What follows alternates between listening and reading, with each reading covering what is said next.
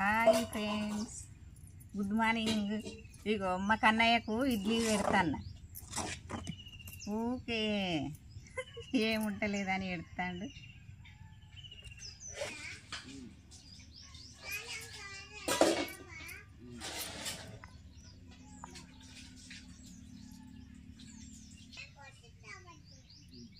ఇగో పొట్టు మినపప్పు ఇట్లా నల్లగా ఎందుకున్నదంటే పొట్టు మినపప్పు వేసినాము. ఎందుకంటే బలానికి పిల్లలు చిన్న అయినా కదా, చిన్న అయినా పెద్ద అయినాక అందరం తింటాను కానీ అయినది పేరు కానీ.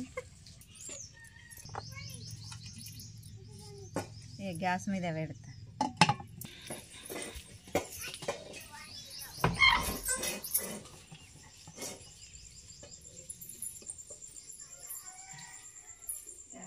అయితే పొయ్యి మీద పెడతాను. ఇక ఇది అయ్యేసరికి పచ్చిమిరపకాయల చట్నీ చేస్తా. ఏం చేస్తాను మమ్మీ? ఇగో మన శ్రీరాంపురం అంగడి పోయిన బిడ్డ, అంగడి పోయి చింతపండు కొనుకొచ్చిన 2 కిలోలంతా. చింతపండు కొనుక్కొస్తే ఇన్ని రోజులు పూత దులుపుంటే నాకు వీలు కాలే. ఇప్పుడు ఎండబెట్టిన, నిన్న మొన్న ఎండబెట్టిన, ఇవాళ కూడా ఎండబెట్టి ఇగో ఇప్పుడు మళ్ళీ దీన్ని నీడకు తీసుకున్నా. నీడకు తీసుకొని 10 నిమిషాలు అయినాక ఇట్లా కొట్టుకొని మళ్ళీ ఎండబెట్టాలి.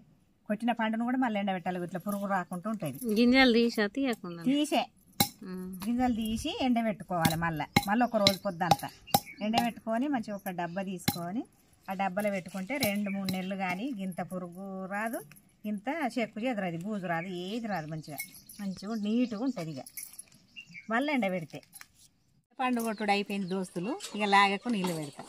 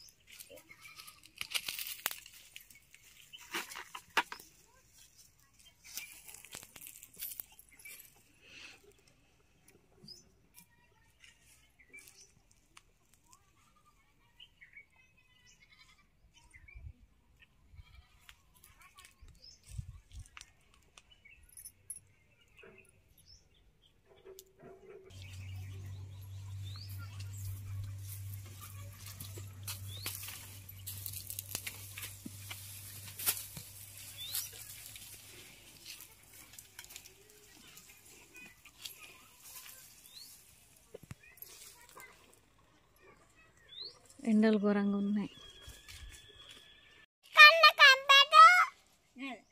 కన్నయ్య ఎక్కడున్నాడో కనిపెట్టాలి. మెల్లగా పోయి కనిపెట్టాలి. ఎక్కడున్నాడో కన్నయ్య కనిపెట్టాలి. ఇక కనిపెట్టాలి ఎక్కడున్నాడో. ఇల్లు ఉన్నాడా మరి? కన్నయ్య లేడు, కనిపెట్టాలి కదా. ఏం చేస్తాను డాడీ? చెర్లకు పోయి చేపలు తెచ్చిండ్రు 2 కిలోలు. చేపలు తెచ్చి పొట్టు గీకుతాను. ఫ్రెష్గా ఉన్నాయి, పానమే ఉన్నాయి. ఇప్పుడే పట్టిండ్రు, ఇచ్చిండ్రు వాళ్ళు చెరువు కాడ.